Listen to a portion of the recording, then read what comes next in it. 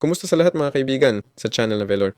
Ngayon, ipapakita ko kung paano mag-install ng shaders para sa Minecraft 1.21.5 pataas. Una, kailangan natin ng Fabric Minecraft.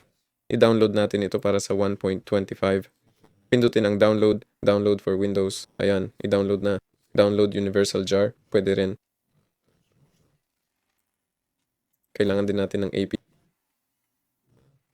Sige, i-click. Pindutin ang download. At kailangan natin ng 1.21.5 sa kasong ito. Pindutin ang download. Sunod, kailangan natin ng Sodium Iris at Complementary Shaders. Ito ang mga shaders ko. Pwede kayong mag-download ng iba. Ayan, pindutin ang download. Dito rin kailangan natin ng 1.21.5. I-click ang download at dito rin i-click ang download para sa 1.21.5 din. Ayan, pindutin ko ang download.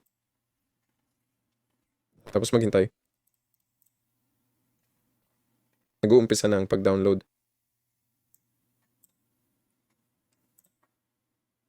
O, sige. Sunod, itong file. Tapos itong file.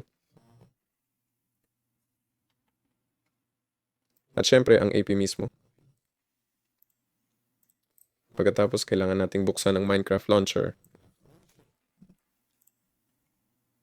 Tapos, kailangan nating i-install ang Fabric mismo.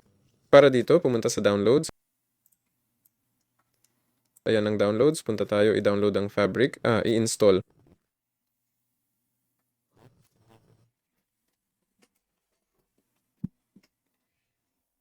Piliin ang version 1.21.5 sa aking kaso at pindutin ang Install.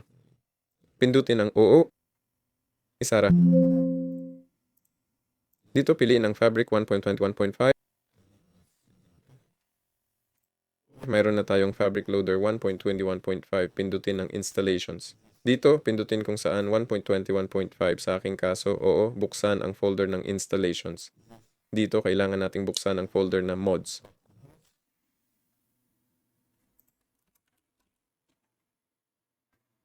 Ngayon na.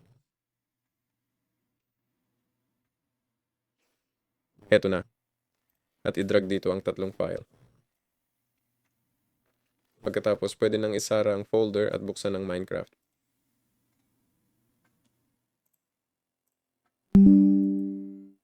Pagkatapos nito, bubuksan ang Minecraft. Pindutin ang Settings. Dito, kailangan natin ang Video Settings, Shaders. At dito meron na tayo, oo, ang ating shader, nandito ang aking luma. Kung wala ang iyong shader dito, i-drag mo lang dito at lalabas ito. Pagkatapos, pindutin ito at magiging aktibo ito. Piliin ang kailangan mo. Tapos pindutin ang tapos na. Yun lang, ayun na nga. Ako si Velor. Paalam sa lahat.